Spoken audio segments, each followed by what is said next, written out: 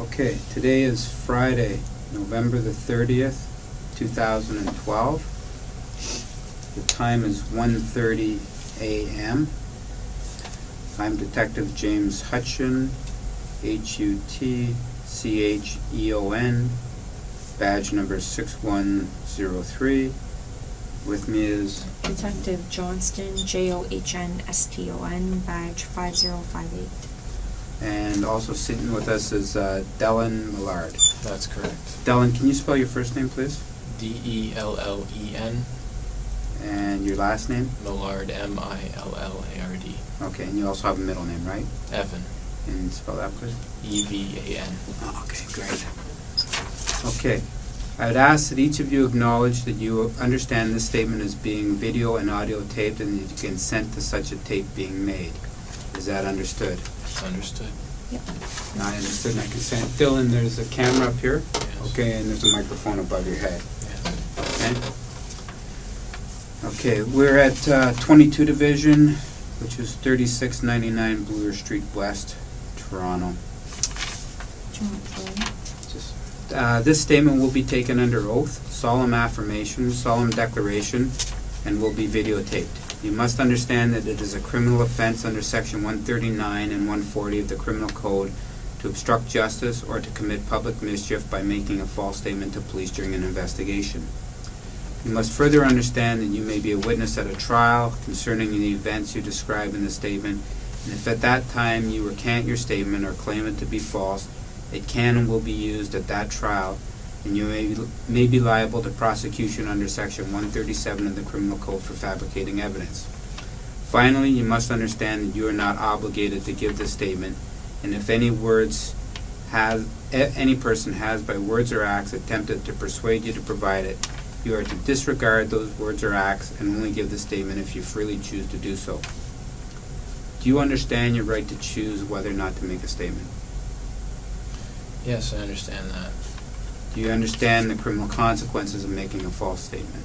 Yes, I do. Do you understand the fact that this statement will be videotaped? Yes, I do. And do you choose then to give a statement? Sure, let's do it. Okay. At this time, I'd ask the Commissioner of Oaths to administer the oath. You're lucky. Oh, nice. Will you be swearing on the Bible, sir? No, I'll be... No, affirming? Okay, it's affirming. MacDonald, 86920, Commissioner of Oaths. So I'm just going to ask you, do you, Dellen Millard, solemnly affirm that in this statement you shall tell the truth, the whole truth, and nothing but the truth? Yes, I do. Thank you. Thank you, Dory.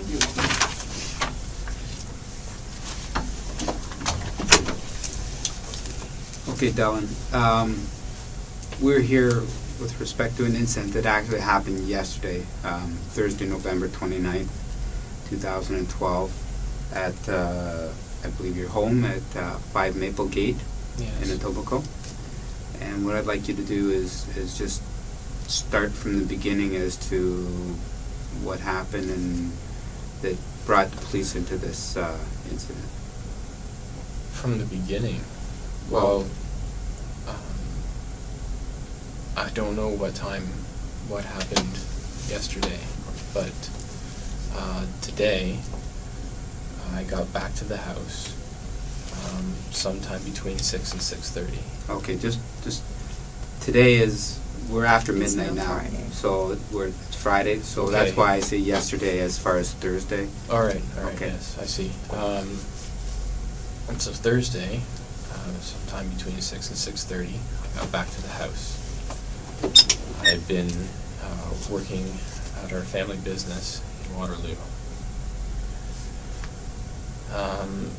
I came in through the side door. That's the door most everybody uses in the house. And I opened up the next door, which leads to the cat area of the house. It's the door from the kitchen to the hallway. And then my dog Pedo was waiting for me there. And I walked down the hallway, and I walked to my room, and I picked a sweater out of the closet. It had been a cold day. And then I was on my way back to the kitchen to to make a snack, and I noticed that my father seemed to still be asleep in bed, which was odd because it was late in the afternoon. And so I poked my head in, and something didn't really seem right about the way he was laying. He was laying very stilly. And then I walked into the room, and I saw the blood on the pillow. And for a moment I had to leave the room. I actually went back to my room, and I got out my phone, and I walked back into my dad's room, and I called my mother, and I told her what I was seeing. I literally said, I'm standing in my dad's room, and there's blood all over his pillow, and he's dead. And at first, she thought I actually meant my dog Pedo, because she kept asking about his dog bed. I said, no, not the dog bed, but his bed's pillow. She said, well, Pedo's not dead, who's dead? I said, my dad. And she just started screaming on the phone. And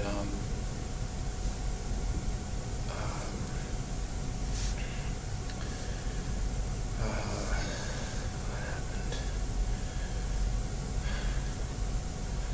And I stayed on the phone with her for a while. I went out to the front. I left the room. I paced in the front driveway. I stayed with her on the phone for a while. And I tried to get her to take a taxi, but she insisted she drive out. And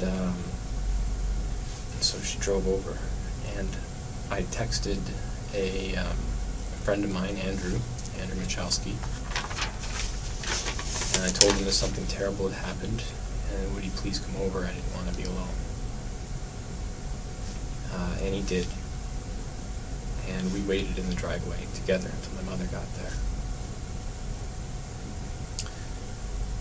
And then she went in the house by herself for less than 10 minutes, more than 5. And she came back out, and she pulled out her phone and she called the police.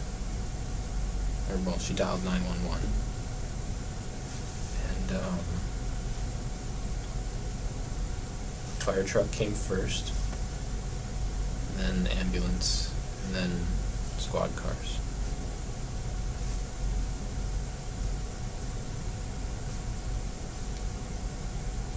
And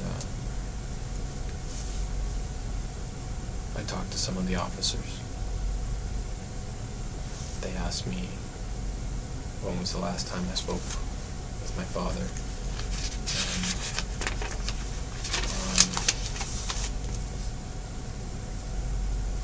and what time I came home that day.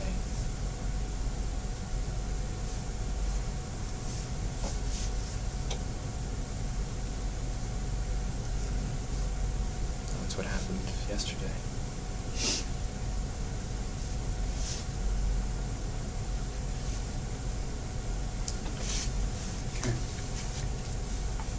All right.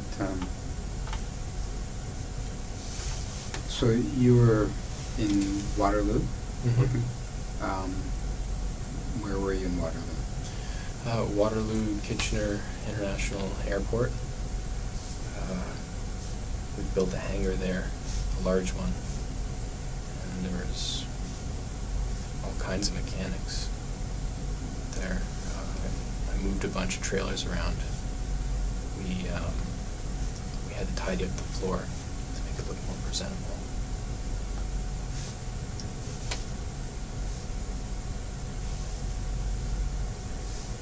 Okay, so you work for the family business? Yes, I do. And the family business is?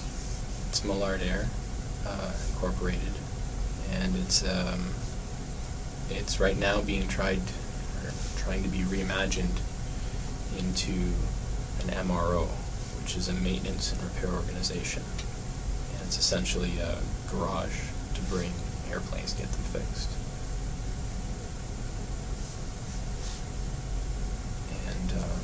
couple of years ago, we were a hangarage business on Toronto Airport, where we rent hangar space to companies. And now we're trying to get into the maintenance side of things. So this is a new endeavor then for the company? Yeah.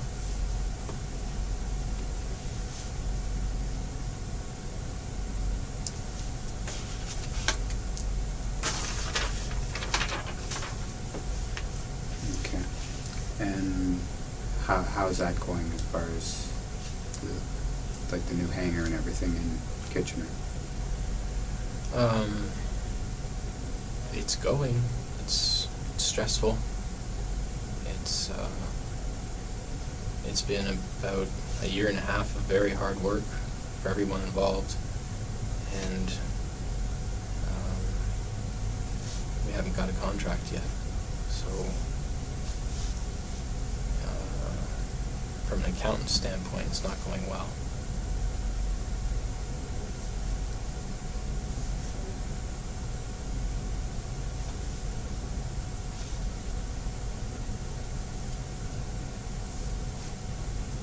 How long has this business been up and running? Like, Well, it's or a like viable to start doing maintenance repair order? We got our license about 3 weeks ago. Yeah. And it's been over a year of preparation to get to that point.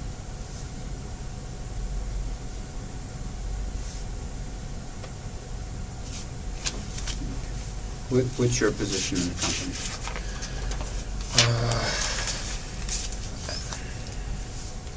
My business card doesn't have a title on it, but I think legally I'm vice president of the company.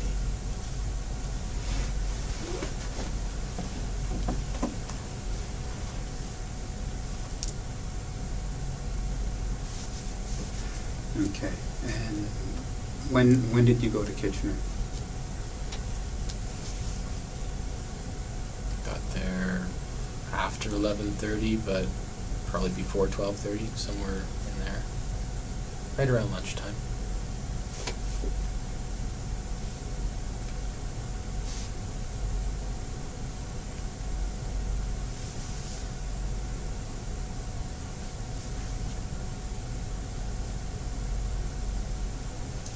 Okay. And when did you leave Kitchener? To come back Yeah. to Etobicoke.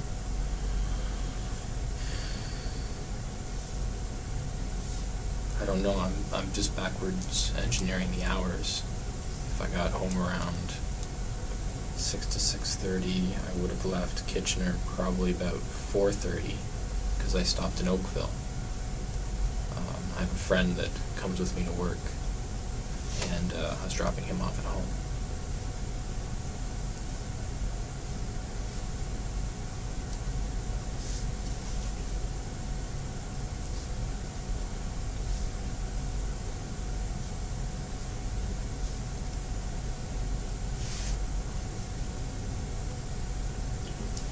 When was the last time you saw your dad? A few hours ago. Like, In bed. no, I mean the last time you saw him alive, sorry. I keep wanting to say yesterday. It'd be Wednesday at about lunchtime. I was just leaving, and he was talking with Robert Kozlowski, who is our business advisor. And I stopped for a moment to put my 2 cents in. They were talking about one of our managers, John Barnes, who's been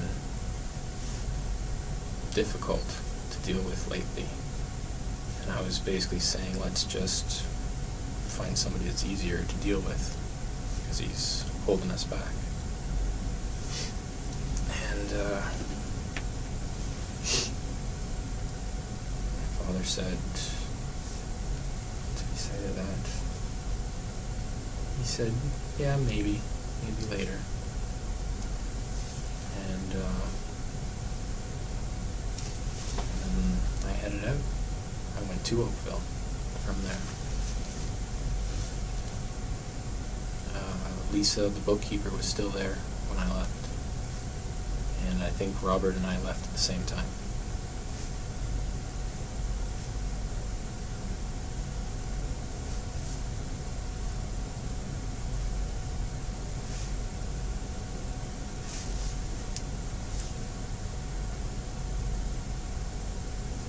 Did you stay at the house Wednesday night? Mark's house, yeah. Oh. Is that Mark your friend? Yeah. That's in Oakville? That's in Oakville. I pick him up, I drop him off. Sometimes I sleep over. And he comes to work with me in Waterloo. And Mark's last name? Smitch. S-M-I-C-H. And where's Mark live? He lives in Oakville. I can't give you the exact address. I'll give you a street corner. Okay. He lives just off of Old Abbey Lane, very near to Third Line.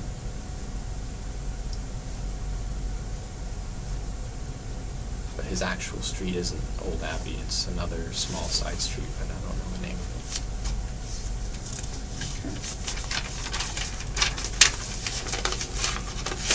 Now, your main residence, is that 5 Maplegate?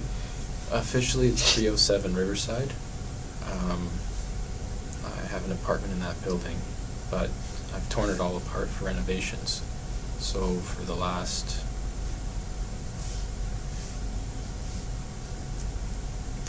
year, I've lived at Maplegate with my dad. Where's Riverside? Very near to Bloor and Jane.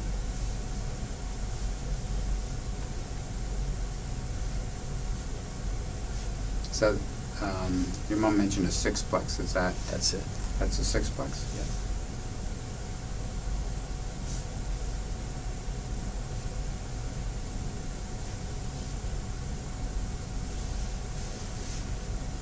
And your apartment number in 307?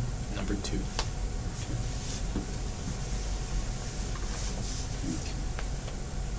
So, do you live full-time at your dad's house right now, or? Right now, yeah.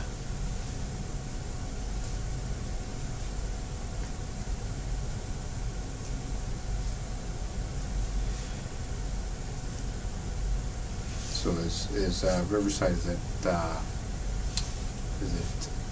livable in right now, or is it? The apartment? Yeah. I don't need that many amenities, so yeah, it's livable, but the washrooms aren't hooked. The toilet works. The washrooms aren't hooked up. The walls are just sort of starting to be painted. It's getting close. Okay. Now your dad's health. Can you tell me how his health was? Well, he threw out his back. It's been a while now. 9 months ago, between 7 and 9 months ago.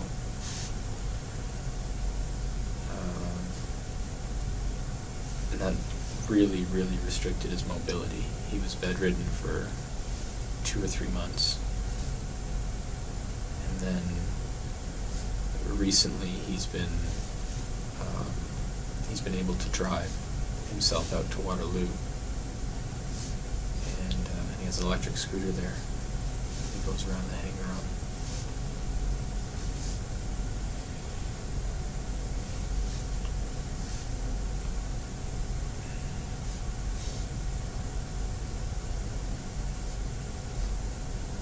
Does he have trouble getting around in the house?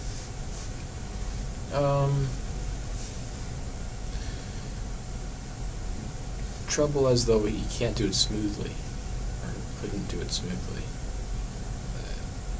It was awkward for him to walk, but he would go around the house no problem. Okay. Any other medical problems? What's a medical problem? Heart, liver, lungs? Oh, strong heart. Very strong liver. He'd have to be. Pardon me? I said it'd have to be. Why? He's always liked alcohol. He's always drank lots. And you have to have a strong liver. Now, was your dad a big drinker, or a regular drinker, or an alcoholic? How would you describe him? I don't like to say the word alcoholic, but it fits. He was a regular drinker, like every night. And more than I could drink. But he was also a regular non-drinker. During the mornings and the days, he wouldn't drink at all. It was always just late at night. And how much would he drink at night? It changes over time, all the time. Before he hurt his back, he was into whiskey. Mm-hmm. And what's the one that's bigger than 2.6? 40? Is that like a big glass bottle like that? Mm-hmm. So you'd probably do one of those in 2 weeks of whiskey. But then when he hurt his back, he stopped drinking altogether. He actually thought that it wasn't a back problem, that it was a kidney problem related to alcohol. And then more recently, just in the last 2 months, he's taken up drinking again, and it seems to be wine more, or has been wine more.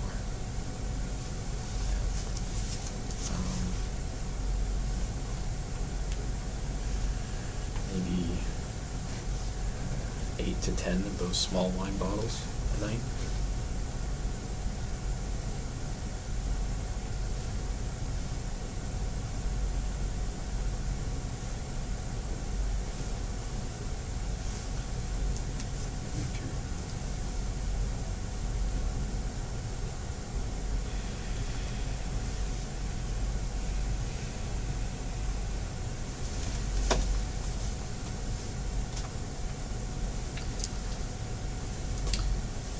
Your dad, did he have any guns in the house? In the past, he has definitely. The safe that the detectives and officers have seen tonight, he's had that safe as long as I can remember. And he's opened it in front of me maybe 3 times in my life. And he used to have handguns in it. And the last time he opened it, that I saw, was over 3 years ago. And it had a bunch of pistols in it then. But about 2 years ago, maybe even 2 to 3 years ago, it had something to do with the gun registry that was going on. It prompted it. He said that he gave all of his guns to a fellow named Les Beatty, who at that time was working for us. He doesn't work for us anymore.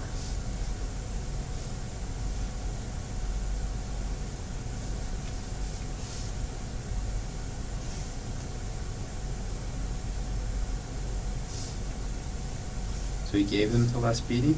Mm-hmm. My understanding was that Les would take them out in the country somewhere, a friend's property or a family member's property, and just shoot them for fun. Okay. Do you have a number for Les Beatty? I do.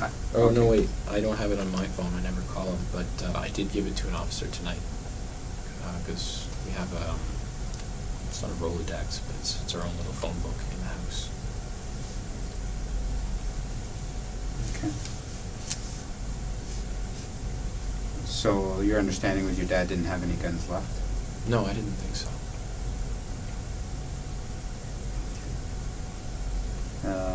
Now you mentioned the safe.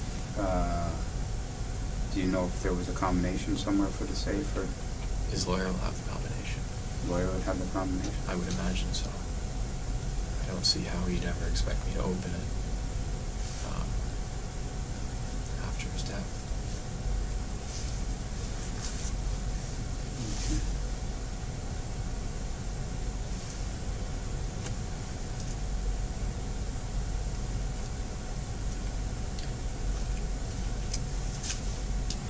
All right, Trish, do you have any questions? Did anyone else ever stay over in the house besides you? Like anyone else ever sleep over in that house? Sometimes Mark would sleep over at my house, and then we'd just go straight to Waterloo from there. Not recently in the last maybe 3 months, but before that, sometimes I would have parties and people would have had too much to drink to drive, so they'd just sleep over in the basement. Okay. That was never regular. That was a sort of on just a case-by-case type of thing. What's the whole basement set up for downstairs? For parties. For parties? Yeah. We tried to make it look like a club. Who set it up like that? I did the interior design stuff for it. You know, the paint colors and wallpaper.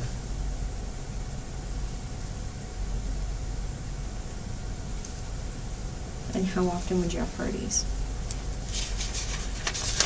This year I've had 2. Would you advertise them or? No. No, just friends of friends. When would your last party have been?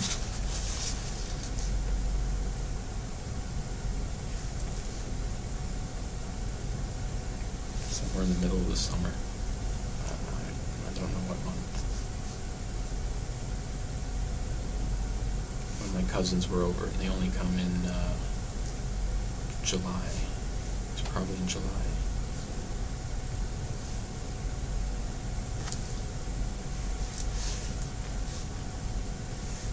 And what takes place? I saw there's Xbox and TVs and stuff like that set up down there. Mm-hmm. And drugs, there's some drugs down there. We smoke pot. Okay. Do you grow it? No.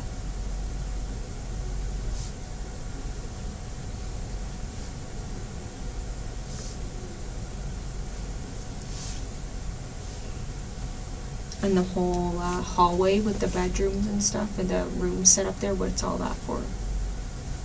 That's just a guest room. Just guest rooms? Mm-hmm. There's just the one though. There's not guest rooms.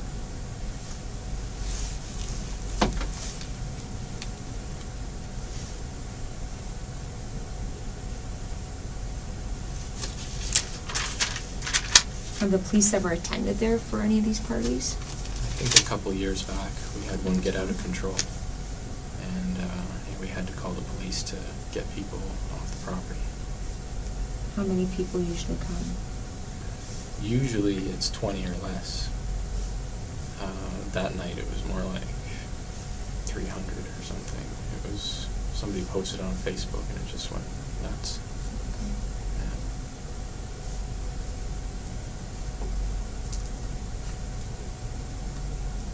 Do you have anything?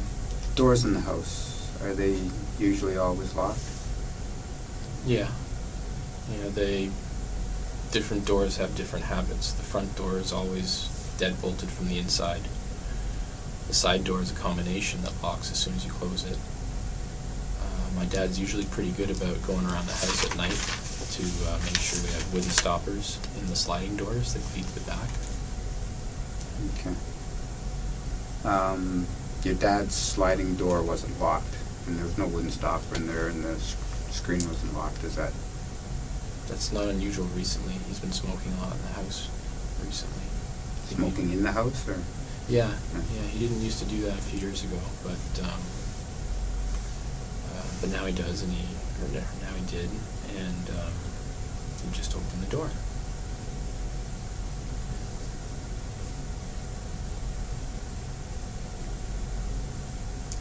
And for his room, he lets the cats out there too. We have an enclosure around his bedroom sliding door. It's all fenced in, It's for the cats. So they can sort of go outside.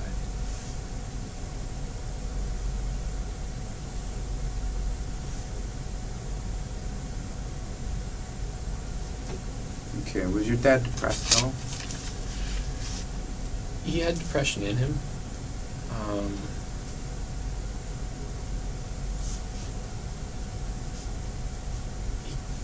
He carried some great sadness with him throughout life that I never really knew exactly what it was.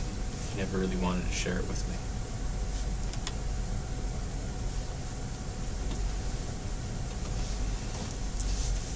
It wasn't like he was always sad either.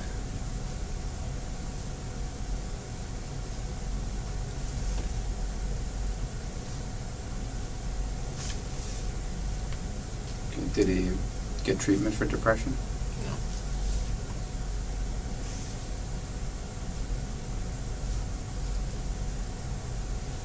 Was he under a lot of stress with this new endeavor? Lots. Lots this year.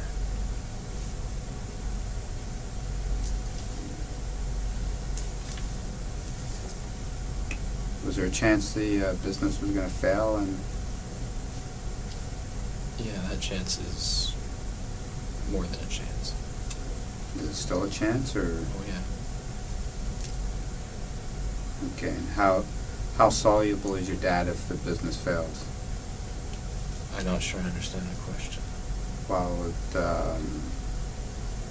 like, based on the fact that it was your grandfather's Millardair company, the Mhm. big transportation company, sold his hangars in Toronto. Yeah. The house and some of his possessions, your dad had amassed a certain amount of wealth and looked like he was pretty successful. So if this business, this new endeavor doesn't fly or takes a longer time to get off, is your dad going to go bankrupt, or? Yeah. Yeah, everything that we have is in this business, including loans on the house, and including a large loan from RBC Bank for the business itself. Yeah, we're all in.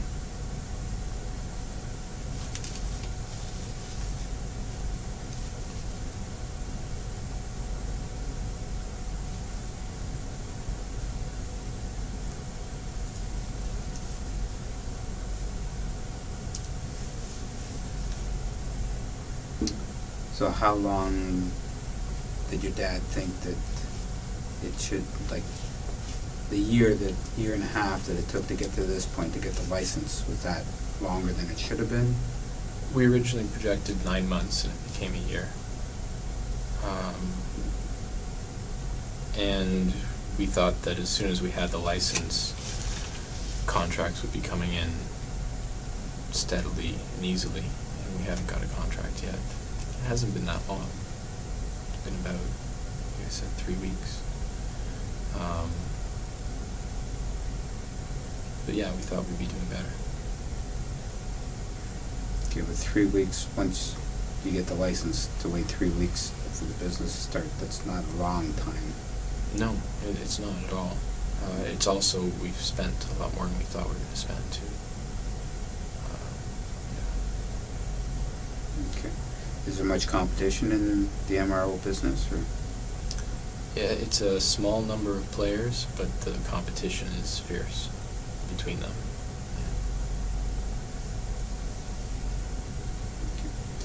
Does your dad own other properties? Just gotta own something else. He owns Maple Gate, Sorry? the house we were at, Yeah. the hangar.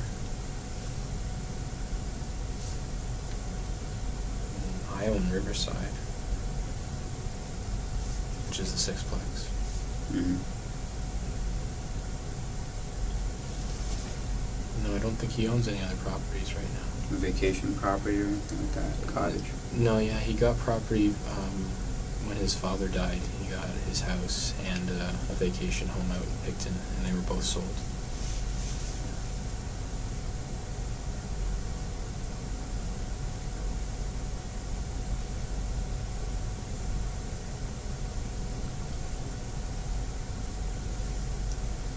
how long would your grandfather die?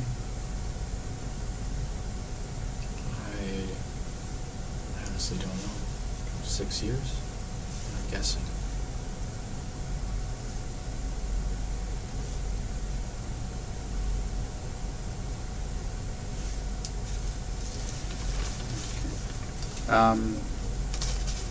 I noticed some stuff, Robinson helicopter and other stuff. Are you a pilot? I am.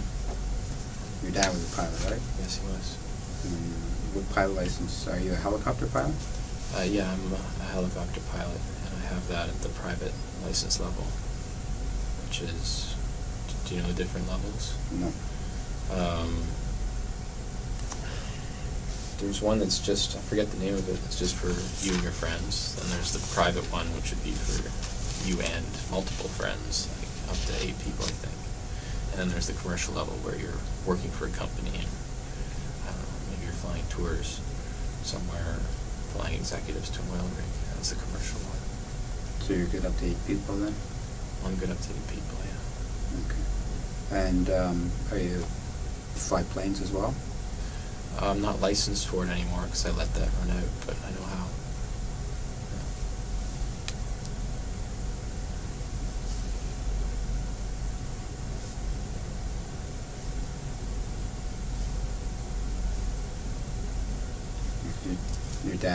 Your dad was a pilot as well, right? He was.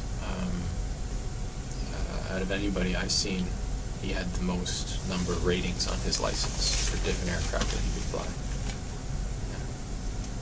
Okay. Was he still flying? No, he hasn't flown a long time.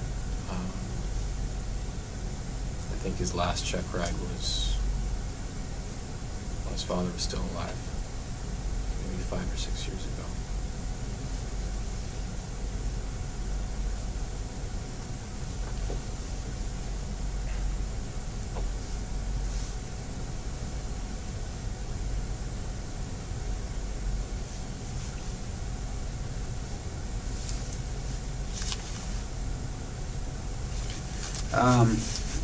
When you went into your dad's room, okay, and you saw him there today, did you take anything out of the room or touch anything or move anything? No.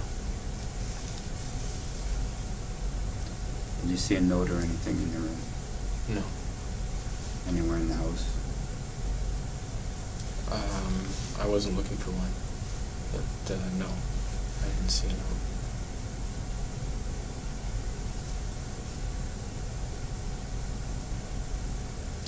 You have a housekeeper? Yes. Her name? Her name is Dina. How often does Dina come?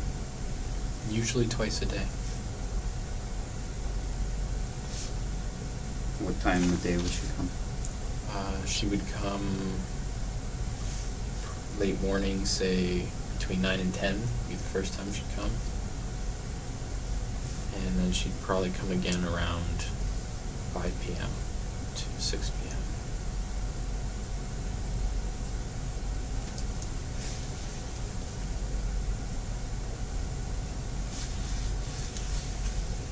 Okay, was that Dina that pulled up when I was talking to you and your mom today? Yeah, it was. Okay, and that was a little bit later, that was like... I don't know what time. That was like 9 o'clock at night. Yeah, we'd already been there for After some 9, time. 9:30. Okay. Okay. And had she been there earlier in the day, do you know?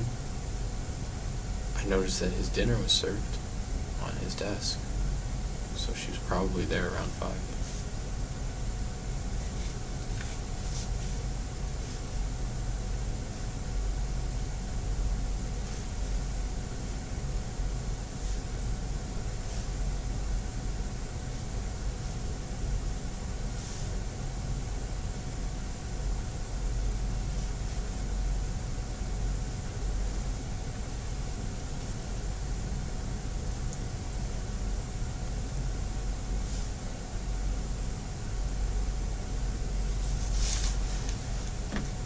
So if she was there at 5, why would she come back at 9 or 9:30?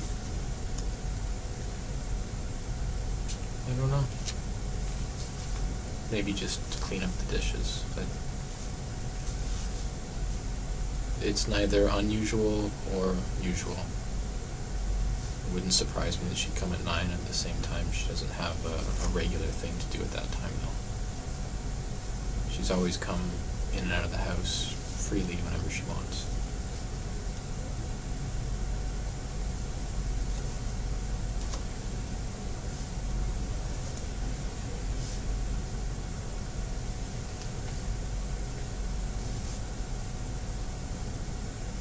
Okay, does she live nearby? Mm-hmm. Yeah, she lives on Renforth, near Bloor.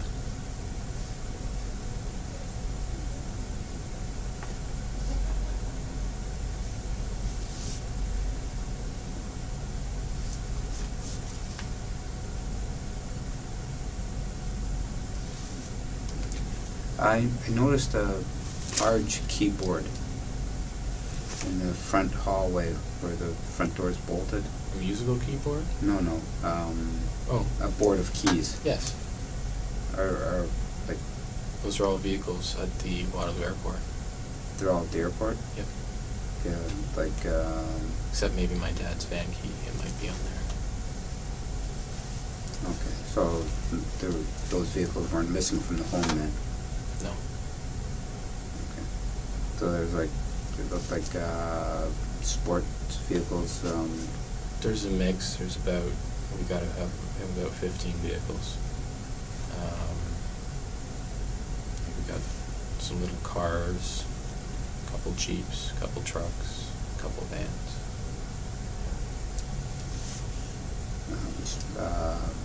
jet skis and, Yeah, where are they all stored at the hangar as well? they're all at the hangar.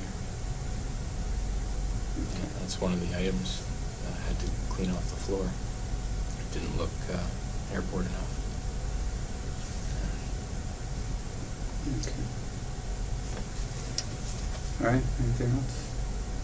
No, just, did you know if your dad had a girlfriend or anyone involved in his life? About a week ago, Mm-hmm. he asked me if I would be all right with him seeing a woman called Janet.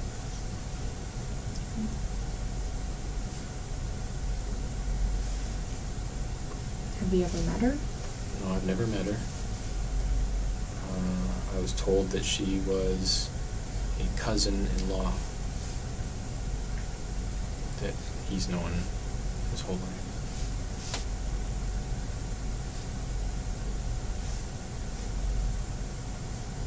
Did he say how long he's been dating her? Or? No, but we get calls frequently at night, and I'm quite sure that it's just her. And that's been going on for the last year.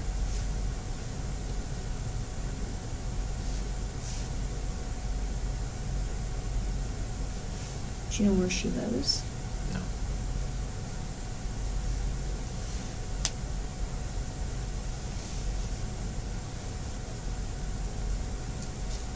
What did you tell your dad when he asked you? I told him that so long as it didn't create any legal issues with me, I wanted him to go find his happiness.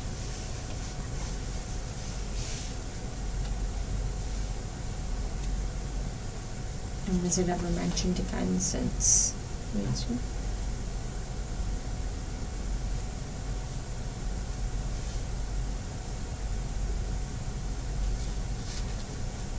This past weekend, he disappeared for 2 days, and I think he was with her.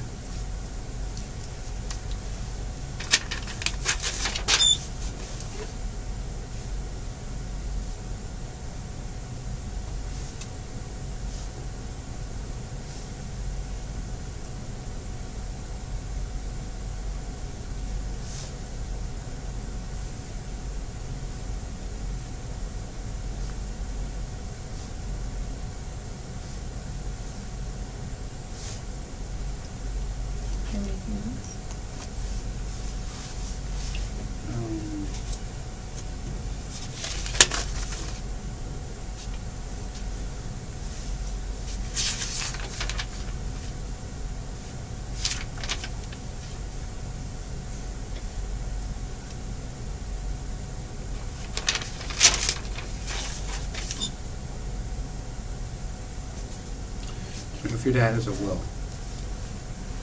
I don't know for certain. I assume he does. You mentioned a lawyer. Do you know who his lawyer is? The firm is Heenan Blakely, Is that H.H.? H-E-E-N-A-N, Blake, L-E-Y. I think that's how I spell it, I'm not sure. And Harry Andrew is his lawyer's name.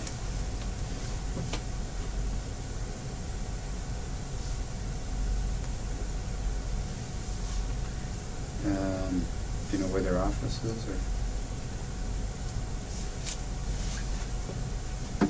Somewhere in Toronto.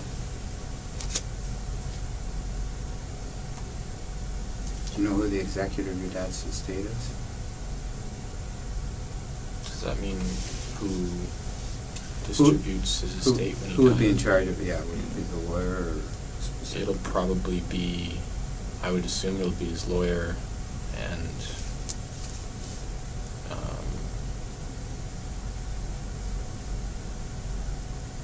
well, I actually think a lot of it would be going towards me, not that there's really anything. Not the beneficiary, but the Yeah. executor, whoever Oh, would be in charge, you know. no, I don't know. In the interim to settle the estate, pay the bills, and I'd just be guessing, maybe his lawyer, maybe myself, I really don't know. I'm sure at one point it was my mother, I don't know if that's still the case. okay. Are you, do you have signing authority for the business? How about any of his personal affairs? Signing authority? Yeah, like joint on the house or? There's one account that we're joint on. I've never actually used it though. It was like an in-case count, in case something like this happened, and then you would have access to. Maybe, yeah. I don't know what his thinking was. He was big on setting that up. Okay. Made a big deal about it. Used it. All right. Okay. Yeah, I'm good. All right. The time is now 2:18 a.m. It's still Friday, November 30th, 2012, and I'm ending this interview.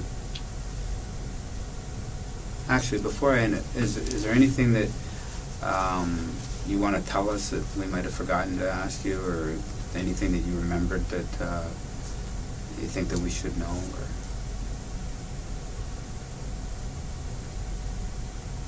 Any little detail that you think might be able to help us? I don't know if anything we've talked about has been helpful or not. No. Okay. Okay, the time now is 2:19 a.m. and I'm ending this interview.